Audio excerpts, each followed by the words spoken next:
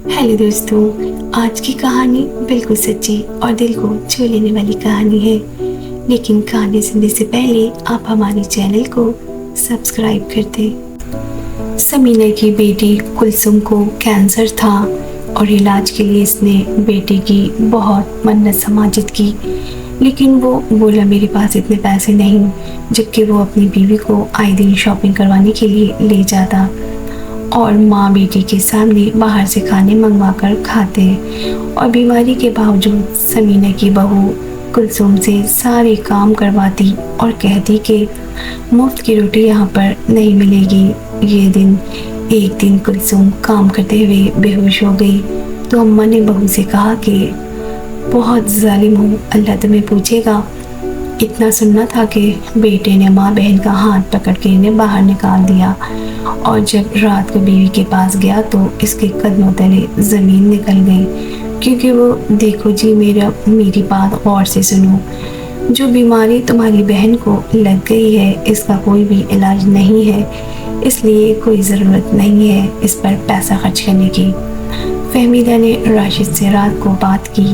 वो पहले ही इस मामले में कान नहीं धरता था, लेकिन माँ ने आंसुओं से कुछ परेशान ज़रूर कर दिया था। कहने लगी हमारे अपने बच्चे हैं, हमारे अपने खर्चे हैं, हमारी अपनी ज़रूरियात ज़िंदगी है। बहन पर पैसा लगाने का मतलब है पैसा डूब गया। अरे इसने तो मरना ही है और मरना ही है, पैसे लगाओ तब भी मरेगी, नहीं लगाओ तब भी मर जाएगी। और पैसे लगाओगे तो फिर फाके खुद काटोगे या हमारे बच्चों को काटने पड़ेंगे। इसलिए ना तो माँ के आंसुओं की तरफ देखो और ना बहन की हाय हाय पर कान धरो। राशिद कहने लगा तुम ठीक कह रही हो, अरे ऐसी बीमारियों का तो कोई इलाज ही नहीं होता। तुम्हें पता है जो पर्चा अम्मा ने मुझे पकड़ाए हैं ना, इस पर कोई 25 किस्म के टेस्ट लिखे हैं और मैंने पता करवाया था पूरे 2 लाख सिर्फ टेस्ट के ही लगेंगे, ताकि ये तशख़ीस हो सके कि कैंसर किस लेवल का है। और इसके बाद इलाज तो इससे भी ज़्यादा महंगा और मुश्किल है। मैं तो यही सोच रहा था कि क्या करूँगा क्या नहीं करूँगा, लेकिन तुमने तो जैसे मेरे मुँह की ही बात छीन ली है। मैं सोच रहा था कि कहीं तुम ये ना समझो कि मैं बहन के साथ ज़्यादती कर रहा हूँ। फहमीदा कहने लगी नहीं नहीं, इसमें ज़्यादती वाली क्या बात है। अरे भाई पैसा ऐसे थोड़ी कमाया जाता है, कितनी मेहनत से इंसान पैसा कमाता है। सुबह की तुम जाते हो, रात को वापस आते हो, कभी कभी तो दोपहर के खाने की भी होश नहीं होती। और ये कि इतना ज़्यादा पैसा डॉक्टर को जाके पकड़ा दो। बहरहाल राशिद की पहले ही ये सब करने की नीयत नहीं थी, इसलिए फहमीदा की बातें सुनकर इसने सुबह ही सुबह टेस्ट की पर्ची अपनी अम्मा को वापस पकड़ा दी। कहने लगा अम्मा बहुत महंगे टेस्ट हैं, मेरी तो सारी जमा पूंजी टेस्टों पर ही लग जाएगी, ये टेस्ट नहीं हो सकता। और वैसे भी आपके सामने जो कुलसुम की हालत है, मुझे नहीं लगता कि वो बच पाएगी। ये सुनकर समीना के तो सीने पे हाथ रह गया। कहने लगी ऐसा तो ना कहो, मेरी मासूम सी बच्चे के लिए ऐसा अल्फाज ना निकालो। अल्लाह जिसे ज़िंदगी देना चाहे इसे कौन मौत दे सकता है। राशिद कहने लगा तो फिर अम्मा ऐसा करो कि अल्लाह अल्लाह करो, अल्लाह ताला कोई मौजज़ा कर दे तो ठीक हो जाएगी, लेकिन मैं इतना पैसा नहीं खर्च कर सकता। समीना कहने लगी कि बेटा इलाज का हुक्म तो अल्लाह ने भी दिया है, क्या बुखार हो जाए तो तुम अपनी बीवी बच्चों को दवा नहीं दिलवाओगे, बीवी को भी यही मशवरा दो कि वो अल्लाह अल्लाह करे। ये सुनकर फहमीदा कहने लगी तौबा तौबा, देख लो राशिद अपनी अम्मा की बातें, ये तो तुम्हारे बच्चों को और तुम्हें भी बीच में गिनने लगी है। मुझे तो लगता है जैसे बस तुम्हारी अम्मा की सिर्फ कुलसुम ही सगी बेटी है, तुम तो सौतेली हो जो मुंह भर के तुम्हें और तुम्हारे बच्चों को गिन दिया। ये सुनकर राशिद का दिमाग ख़राब हो गया था। कहने लगा अम्मा वैसे मुझे लगता है मैं तुम्हारी सगी औलाद हूँ ही नहीं, सिर्फ कुलसुम ही है। समीना कहने लगी मेरे पास कुछ ज़ेवरात पड़े हैं, मैं पकड़ाती हूँ, जाकर बेच आओ ताकि मेरे बच्चे के सारे टेस्ट मुकम्मल हो सके। ये सुनकर राशिद चुप हुआ था। समीना ने अपने शौहर की पहनाई हुई अंगूठी और अपनी बच्ची के लिए जो थोड़े बहुत ज़ेवरात संभाल के रखे थे ताकि इसकी शादी में काम आ सके, वो ज़ेवर राशिद को पकड़ा दिए। راشد نے جب زیور بیچے تو تقریباً 3.5 لاکھ کے بکے تھے۔ اپنی والدہ کو یہی بتایا کہ زیور اتنا نہیں تھا، وہ مشکل 1.5 لاکھ میں بکا ہے۔ باقی پیسے اس نے اپنے اکاؤنٹ میں ڈالے۔ تبھی بہن کے ٹیسٹ کروائے۔ اپنی ماں سے کہنے لگا کچھ پیسے تو مجھے ڈالنے پڑے ہیں۔ بہرحال کلثوم کا کینسر ابھی کسی خطرناک لیول تک نہیں پہنچا تھا، شروعات ہی تھی۔ اگر بر وقت علاج کروایا جاتا تو وہ ٹھیک ہو جاتی۔ جب ڈاکٹر نے یہ بات کہی تو سمینہ نے رو رو کر راشد کو واسطے دیے کہ کچھ بھی کر کے اپنی بہن کا علاج کرواؤ۔ ڈاکٹر نے کہا ہے کہ یہ بچ سکتی ہے، ٹھیک ہو جائے گی، میری بچی پہلے کی طرح صحت یاب ہو جائے گی۔ یہ سن کر راشد کہنے لگا اماں، یہ ڈاکٹر صرف اپنے پیسے اکٹھے کر رہا ہے، فیس جمع کرانے کے چکر میں جھوٹے دلاسے دے رہا ہے۔ مجھے پتہ ہے اس کا کوئی علاج نہیں ہے، یہ کہہ کر راشد نے جیسے جان چھڑوائی تھی، لیکن سمینہ نے ہار نہیں مانی۔ اس نے پیسے اکٹھے کیے اور ڈاکٹر کے پاس لے گئی اور رونے لگی کہ خدا کے لیے میری بیٹی کا ٹریٹمنٹ کروا دو۔ ڈاکٹر کہنے لگا ابھی تو صرف دوائیوں کی ضرورت ہے، پورے 2 مہینے دوائی کھلا کر دوبارہ ٹیسٹ کریں گے اور اس کے بعد ہی ہم بڑا ٹریٹمنٹ کر سکتے ہیں، اور اپنی بیٹی کو اچھی خوراک دیں۔ وہ جتنا اچھا کھائے گی اس میں اتنی ہی زیادہ طاقت ہوگی، اپنی بیماری سے لڑ سکے گی۔ روزانہ اسے گوشت کھلائیں، پھل کھلائیں۔ ڈاکٹر کی بات سن کر سمینہ نے 2 کلو گوشت لیا، پھل بھی لیا اور کلثوم کے کمرے میں رکھ دیا۔ گوشت فریج میں رکھا اور 4 بوٹی ایک شاپر میں ڈال کر کلثوم کے لیے الگ کر دی، اور فہمیدہ سے بھی کہا کہ یہ میں خاص طور پر کلثوم کے لیے لائی ہوں کیونکہ ڈاکٹر نے کہا ہے کہ اچھی خوراک دینی ہے۔ فہمیدہ کو لگا جیسے شاید راشد نے دیے ہیں، اس لیے 2 روز بعد جب فہمیدہ کا میکا اس سے ملنے کے لیے آیا، اس نے سارے گوشت کا سالن بنا دیا اور سارے خاندان کو کھلا بھی دیا۔ یہ دیکھ کے فہمیدہ کہنے لگی یہ تم نے کیا کیا ہے؟ میں نے تمہیں پہلے ہی کہا تھا کہ وہ کہنے لگی میری ہی شوہر کی کمائی ہے۔ یہ سن کر سمینہ کو بہت غصہ آیا، کہنے لگی تمیز سے بات کرو، تمہارے شوہر کی کمائی نہیں، میری جمع پونجی ہے۔ یہ کہنے لگی آپ نے کہاں سے جمع کر لیا؟ راشد نے ہی تو آپ کو دیے ہوں گے، جمع کر لیا۔ ایک تو جتنا بھی شخص کو سمجھاؤ اس کو سمجھ نہیں آتی۔ میں نے کہا بھی تھا تمہاری بہن نہیں بچنے والی، اپنا پیسہ مت تو جاڑو، لیکن انہیں اسے تو کچھ سمجھ میں ہی نہیں آتا۔ مجھ سے چھپا کر اس نے پیسے دیے ہیں، اگر میرے گھر والوں نے کھا لیا تو کیا ہو گیا؟ وہ کون سا روز آ جاتے ہیں؟ سمینہ کہنے لگی روز ہی آتے ہیں، ہفتے میں 2 بار تو یہاں آ کر بیٹھے ہوتے ہیں۔ بازار سے تم پیزے منگواتی ہو، کھانے منگوا کر اپنے میکے والوں کے سامنے رکھتی ہو، کیا تمہیں احساس نہیں کہ تمہاری نند کی کیا حالت ہے؟ اس وقت پائی جوڑ کر اس کے علاج کی ضرورت ہے۔ خود تو تمہیں توفیق نہیں ہوئی، الٹا تم میرے جمع شدہ پیسوں سے اپنے گھر والوں کو کھانا کھلا چکی ہو۔ سمینہ نے بہت شور مچایا، لیکن فہمیدہ کے کانوں پر جوں تک نہیں رنگی تھی۔ لاپرواہی سے کندھے اچکا کر اپنے کمرے میں چلی گئی۔ رات کو جب راشد آیا تو رونا بھی اتنا مچا دیا کہ میرے گھر والے آج کے بعد اپنا کھانا خود لے کر آئیں گے۔ تمہاری ماں نے ایک وقت کھانا کھلانے پر اتنا ذلیل کیا ہے کہ مت پوچھو، اور تم کہتے تھے کہ تم میرا ساتھ دو گے، اپنا پیسہ برباد نہیں کرو گے، تو کیوں تم نے اپنی ماں کو اپنی بہن کے لیے گوشت کھلانے کے لیے اتنے پیسے دیے؟ پھلوں کی ٹوکریاں بھری پڑی ہیں کلثوم کے کمرے میں، اور مجھے تم کہتے رہے ہو کہ تھوڑی بچت کرو، خرچہ بہت ہو گیا ہے۔ اپنی ماں بہن کے لیے تمہارے پاس پیسے ہیں اور میرے بچوں کے لیے نہیں ہے۔ یہ سن کے راشد کہنے لگا کیا ہو گیا ہے تمہیں؟ میں نے تو اماں کو 1 روپیہ نہیں دیا۔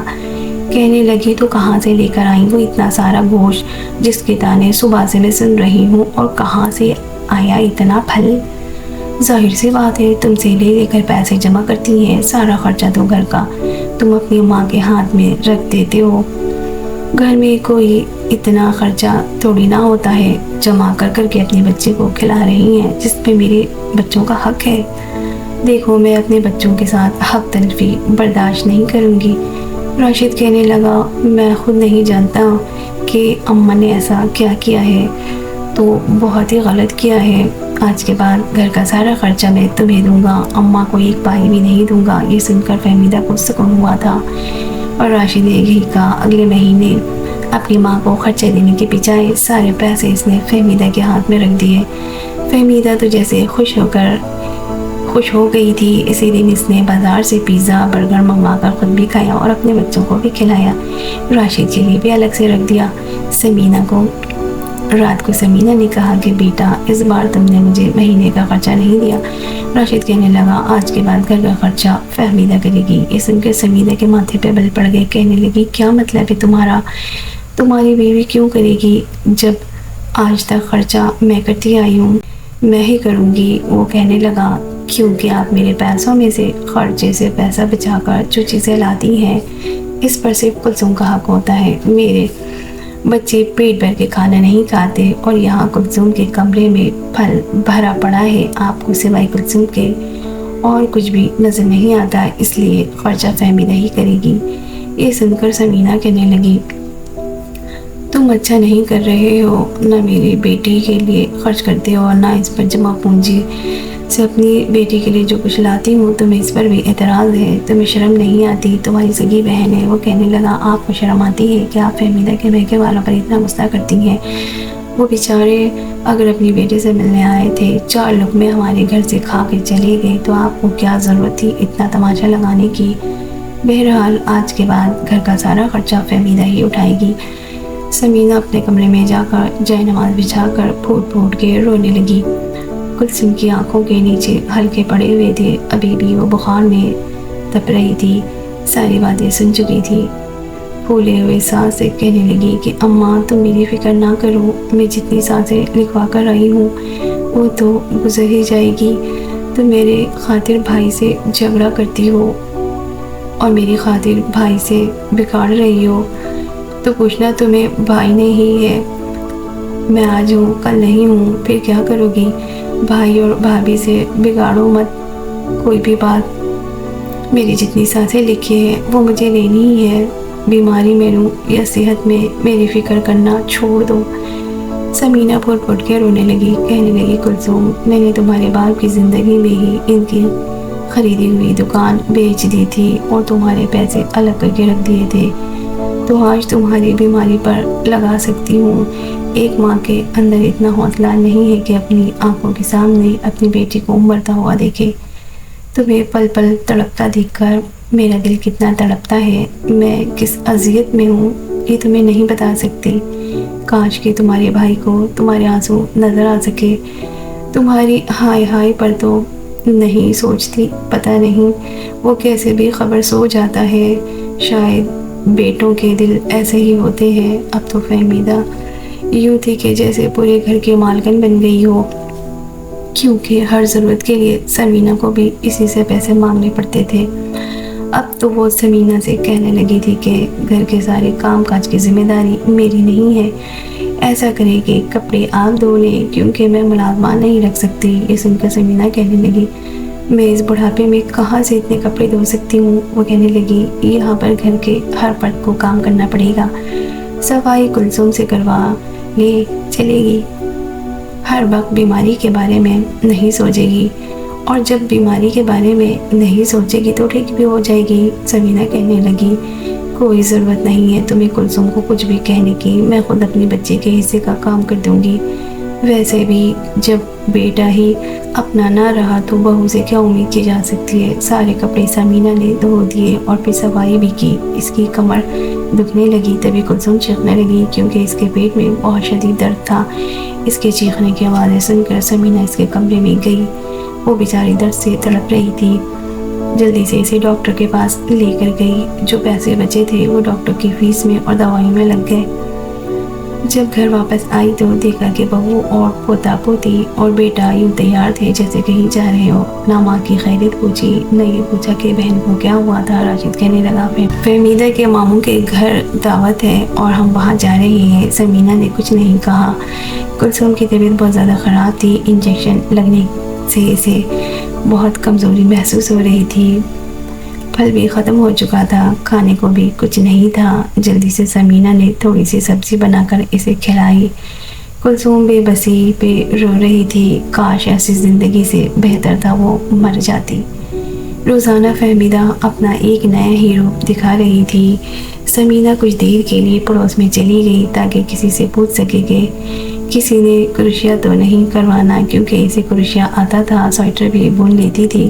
سوچ رہی تھی کہ ایسا کوئی کام کرے، اسے مل جائے تو گھر بیٹھے بیٹھے وہ اتنے پیسے تو لے کر اپنی بیٹی کو ڈاکٹر کے پاس جا سکے، اس کی دوائیاں لا سکے۔ جب پیچھے سے فہمیدہ کلثوم کے کمرے میں آئی، وہ ابھی بھی پیٹ درد پہ ہاتھ رکھے بیٹھی تھی، 103 بخار تھا۔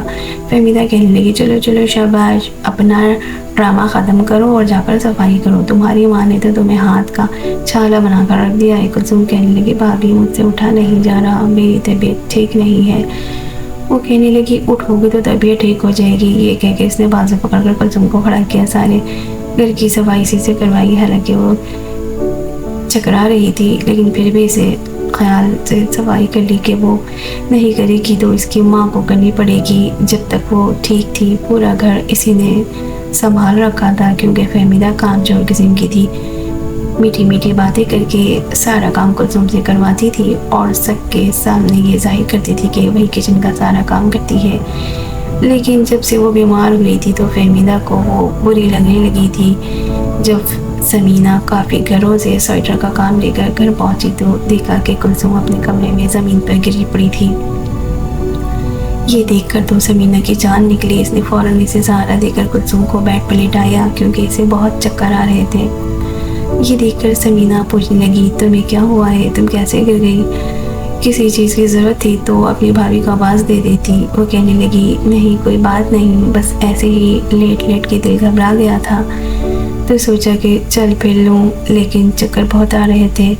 سمینہ نے جلدی سے اس کو دوائی دی، اسے لٹا دیا۔ تبھی فہمیدہ کے بیٹے آ کر بولا پھپھو امی کہہ رہی کہ آپ نے واش روم تو دھویا ہی نہیں، بس خالی جھاڑو پوچھا ہی لگایا ہے، آگے ہمارے کمرے کا واش روم بھی دھو دے۔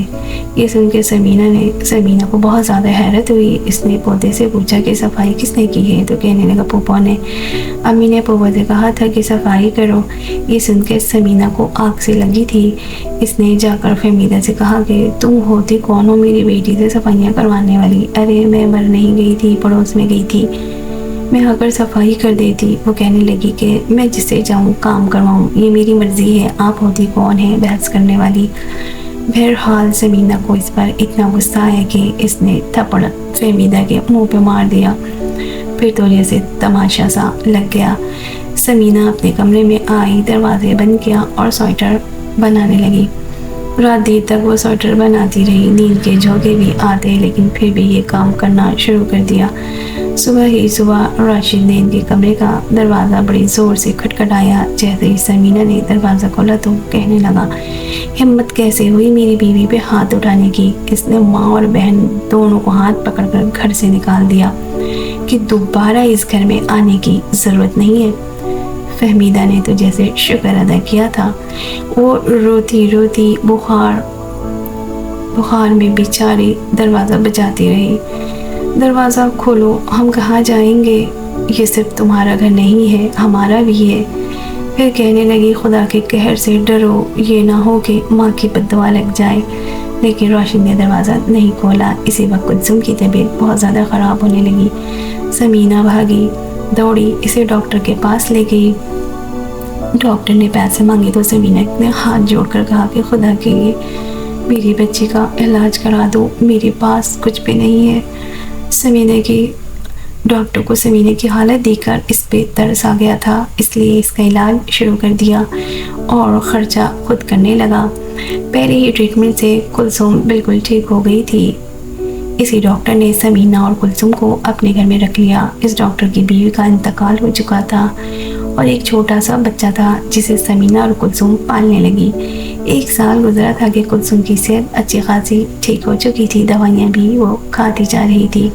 جب اس ڈاکٹر نے کہا کہ میں آپ کی بیٹی سے شادی کرنا چاہتا ہوں کیونکہ میرا بیٹا اس کا عادی ہو گیا ہے اور آپ دونوں نے میرے بیٹے کا بہت خیال رکھا ہے، سمینہ نے کلثوم کی شادی اس ڈاکٹر سے کرا دی۔ اب وہ خوشحال زندگی گزار رہی تھی۔ دوسری طرف راشد کے بیٹے کو بھی کینسر ہو گیا تھا اور فہمیدہ रो रही थी, घर तक बिक गया था। वो फहमीदा जो ये कहती थी कि पैसे बचाओ क्योंकि कैंसर की बीमारी का कोई इलाज नहीं। जब अपने बेटे पर बात आई तो सब कुछ बेच दिया ताकि इसे कुछ ना हो जाए। अब इसे समझ आया कि जब औलाद को ऐसी बीमारी लग जाए तो माँ पर क्या बीतती है। वो बार बार ये दुआ करती थी कि कहीं इसे समीना नज़र आ जाए तो वो अपने किए की माफ़ी मांगे, लेकिन ऐसा कभी नहीं हुआ।